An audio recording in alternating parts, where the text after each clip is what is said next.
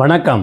நாடு முழுவதும் ஒரே நாளில் 61,000க்கும் மேற்பட்ட இளைஞர்களுக்கு மத்திய அரசு பணிகளுக்கான பணி நியமன உத்தரவு கடிதத்தை பிரதமர் மோடி வழங்கி பேசும்போது, பல நாடுகளுடன் மத்திய அரசு மேற்கொள்ளும் வர்த்தக ஒப்பந்தங்கள் மூலம் இளைஞர்களுக்கு புதிய வேலைவாய்ப்புகள் உருவாகும் என பெருமிதத்துடன் கூறியிருக்கிறார்.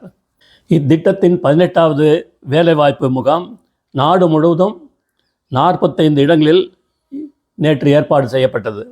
அதை துவக்கி வைத்து பேசும்போது மோடி அவர்கள், நாடு முழுவதும் ஒரே நாளில் 61,000 மேற்பட்ட இளைஞர்கள் அரசு பணிகளுக்கான பணி நியமன கடிதங்களை பெறுவதன் மூலம் அவர்கள் தங்கள் வாழ்க்கையில் ஒரு புதிய அத்தியாயத்தை துவக்கியுள்ளனர். இந்த இளைஞர்கள் நம் நாட்டின் வளர்ச்சியில் முக்கிய பங்கு வகிப்பர்.